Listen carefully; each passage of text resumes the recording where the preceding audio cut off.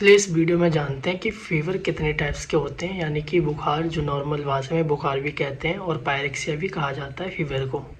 Fever के mainly दो types होते हैं, जो टर्म्स होते हैं वो जो ज़्यादा बढ़ा हुआ होता है, मतलब 105 सेल्सियस फ़ारेनहाइट में अगर बढ़ा होता है तो हाइपरथर्मिया कहा जाता है, और 105 डिग्री से नीचे होता है तो उसको हाइपोथर्मिया कहा जाता है, यानी बढ़ा हुआ को हाइपर थर्मिया, और जो टेम्परेचर कम होता है उसको हाइपोथर्मिया।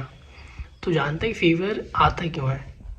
मेनली बॉडी का टेम्परेचर ऐसे तापमान ऊपर नीचे होता रहता है, और फीवर आना कोई बीमारी नहीं, डिसीज़ नहीं है, एक फिज़िकल नॉर्मल कंडीशन है जो टेम्परेचर ऊपर नीचे हो जाता है। ये किसी बीमारी में इसको इंक्लूड नहीं करेंगे। फ़ीवर कई टाइप्स के होते हैं, जैसे कि रेगुलर फीवर होता है, कंटिन्यूस फीवर होता है, इंटरमिटेड फीवर होता है, लो ग्रेड फीवर होता है, हाई ग्रेड फीवर होता है।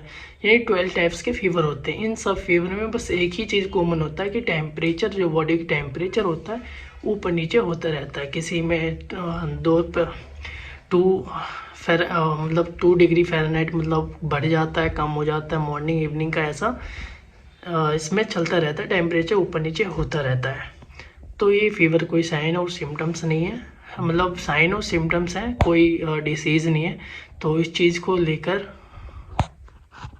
नॉर्मल फीवर में ज़्यादातर मेडिसिन लेने की ज़रूरत तो नहीं पड़ती, ज़्यादा ट्रीट की ज़रूरत नहीं पड़ता है। अगर नॉर्मल है, टेम्परेचर ऊपर नीचे हो रहा है, तो नॉर्मली डोलो पैरासीटामोल 650 वगैरह यूज़ कर सकते हैं, और कोल्ड स्पंज भी दे सकते हैं, उसको स्पंज करके उनको टेम्परेचर कम कर सकते हैं।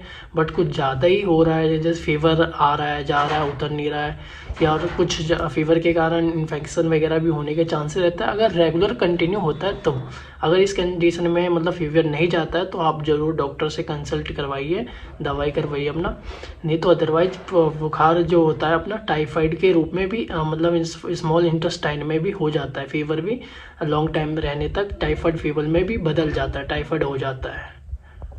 और इस फीवर के अंदर में साइन और सिम्टम जो होता है वो देखने को ज़्यादातर मिलता है कि बॉडी में स्वेटिंग होना, रेस्टलेस फील होना, थकावटें होना यानी वीकनेस फील होता है, और भूख भी बहुत ही कम लगता है, यानी खाने का उतना मन भी नहीं करता। इस तरीके से साइन और सिम्टम्स आते रहते हैं इस सब में।